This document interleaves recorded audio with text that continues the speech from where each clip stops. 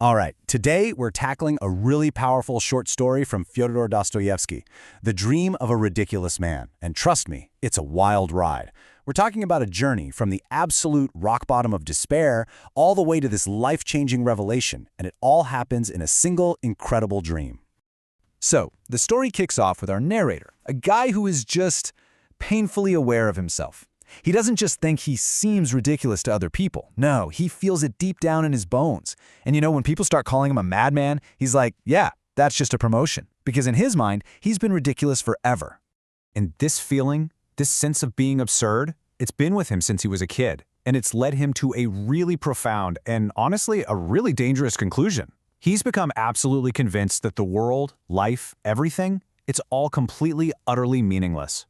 Okay, so when we first meet this guy, he's in a state of just total existential despair. And this isn't just a bad mood, It's something that's been building his entire life. And it's led him to this worldview where literally everything has just been erased. And you see, his journey to this belief wasn't just random. In his mind, it was totally logical. Every single thing he learned, every bit of science he studied, it just seemed to confirm two things over and over. One, that he was ridiculous, and two, that the world just didn't care. It was this vicious cycle, right? The more he learned, the emptier he felt. And what's really fascinating about this is that it's not just some abstract philosophical idea for him. It becomes his actual reality. He starts to physically feel, that the past never happened and the future is just nothing. And because of this, he just stops being angry at people. He stops caring. And eventually, he just stops noticing them altogether. So, one gloomy, rainy November night in St. Petersburg, he's walking home. He looks up, and through a crack in the clouds, he sees this single, tiny star. And that's it. In that moment, seeing that little speck of light, he solidifies a decision he made 2 months ago. Tonight's the night. He's going to kill himself. So, his fate is sealed, right? He's made up his mind, nothing matters anymore. But then, just then, a chance encounter on the street throws a wrench in the works. A really, really annoying complication. Suddenly, out on this damp, empty street, a terrified little girl runs up to him. She's maybe 8, totally desperate, crying for her mom. And what does he do? Lost in his own nihilism, in his big plan, he just pushes her away. He even stamps his foot and yells at her to go away. It's just brutal. Okay, so he gets back to his room. The revolver is sitting right there on the table. But this question starts to eat at him. He's annoyed. Actually, he's furious to find that he feels pity. He feels shame. And it just doesn't make sense. How can you feel shame if in 2 hours you're not even going to exist anymore? And it's that contradiction right there, that nagging feeling of pity when nothing is supposed to matter, that's what stops him. He can't pull the trigger. The fact that he's even asking the question proves that something still matters. And as he's wrestling with this, just turning it over and over in his mind, he falls asleep. Right there in his chair. Now, what happens next? It's not just a normal dream. Oh no. This is a hyper-realistic, vivid journey. It's a revelation so powerful, it's going to completely flip his entire understanding of truth, life, everything on its head. So his dream starts exactly where his life was supposed to end. He picks up the gun, he shoots himself in the heart, he feels the darkness, the cold, the damp of being buried. But then, he's ripped from his grave and launched into space. He's flying past stars and galaxies until he sees it. A sun that's a perfect copy of our own, and a planet that just feels like home. So he lands on this planet and it's basically Earth's twin, a mirror image, but with one huge difference. This world has never known sin. It's paradise. Think about it. On our Earth, love is often tied to suffering. On this Earth, it's pure joy. We have to learn things through science and struggle. They just know things through intuition, through a direct connection with everything around them. And the people there? Well, they're just like their world. They're perfect. He calls them the children of the sun, and they live this life of just pure, innocent joy and love. They're beautiful, they're calm, they live in perfect harmony with nature and with each other.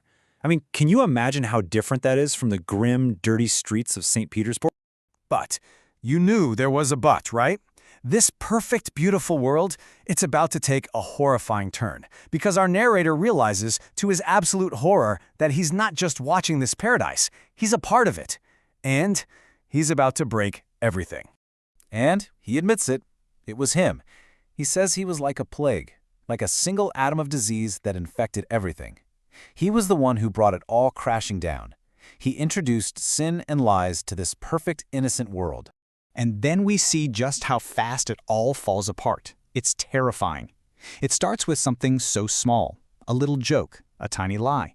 But that one seed just grows like a weed, completely out of control.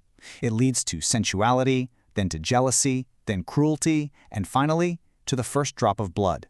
And from there, they split up, form rival groups, create laws, and even build guillotines to enforce their new idea of justice. So what's the core problem here? They've traded their joyful, intuitive way of life for one based on science and logic. They've started to believe that knowing about life is more important than actually living it. And even though this path is just filled with suffering, they manage to convince themselves that this is progress. He is just crushed by guilt, overwhelmed with grief for what he's done. He actually begs them to crucify him, to make him suffer for destroying their world. He wants to pay for it.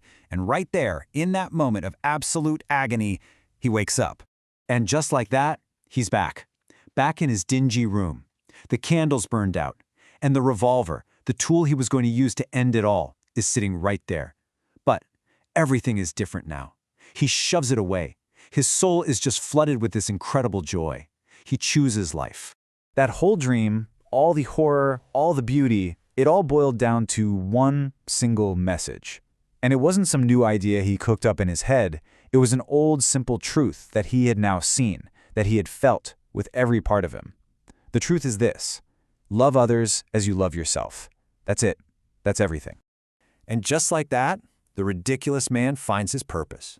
He becomes a preacher. He throws away all that old nihilism and grabs onto this new mission with both hands. He has to go out and tell people about the paradise he saw. He has to convince them that people can be beautiful and happy, right here, right now. And he's going to keep preaching, even if everyone just keeps calling him a madman.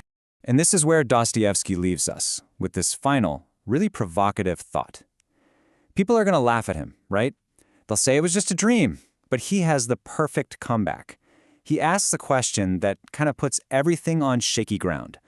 If a dream can show you a truth so real and so powerful that it saves your life and gives it meaning, well then, what really is the difference between a dream and our life?